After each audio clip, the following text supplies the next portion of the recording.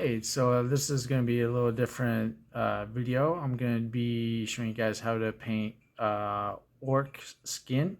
I mean, I know this is different from my usual Warhammer 40k lore, but I want to do more stuff about the 40k hobby in general, and part of that is the painting. So today I'm going to show you how to paint orc skin, which I know for at least newer people to the hobby can be a little difficult. So I hope this tutorial helps you, and let's begin.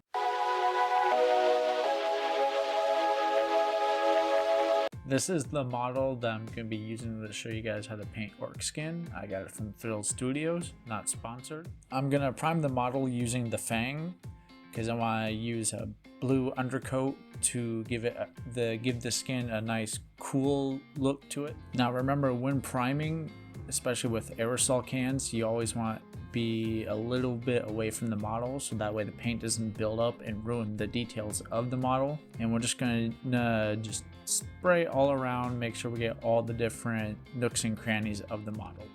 Now that we are done priming, we can begin with our base coat for the skin. And for the base, we are going to use Wa Flesh. So with the Wa Flesh, you want to do thin coats on the parts of the model that are skin. You might need to do 2 or 3 layers to get good coverage, but you don't want to do too thick of a coat, otherwise you'll lose a lot of the details. Next, we're going to do a wash of a 50-50 mix of Dragon Nightshade and Beltan Green. Next, you're going to want to take the shade mixture and just shade all over the skin. This is going to darken up the skin, but it will also help bring out the details in the crevices once dried. Once the washes are dry, I like to do the eyes and the teeth.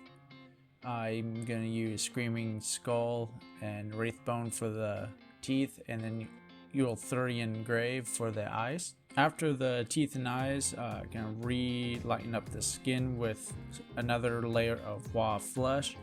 You can also take this time to fix any mistakes that may have happened with the teeth and the eyes. Next, we're going to do a highlight of Warboss Green followed by a highlight of Moot Green. With the Warboss Green and the Moot Green, you want to highlight the muscles with the Moot Green beyond the highest part of the muscles to give more definition.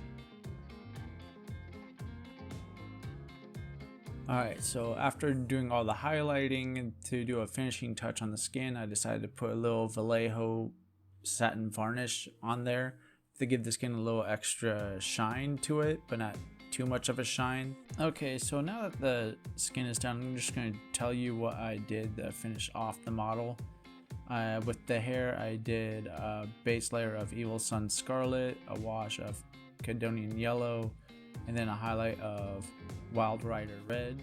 For the loincloth, I did a base coat of Evil Sun Scarlet, a wash of Kerberg Crimson, and then a highlight of Gene Stealer Purple. For the handle of the battle axe, I used the contrast paint Dark Oath Flesh, and then for the leather wrappings, I just did the Snakebite Leather. For the blade of the axe, I did a base coat of Leadbelcher, then a shade of Nuln Oil, and then a highlight of Ironbreaker. And then to finish off the model, I painted the base in Dawn Stone and then added some Blood of the Blood God to the battle axe to give it some character. And like that, the model is done. I hope this tutorial on how to paint orc skin helps you in your painting endeavors. And like I said, I got this model from Thrill Studios, not sponsored, but I'll put a link in the description if you are interested. Have a nice day.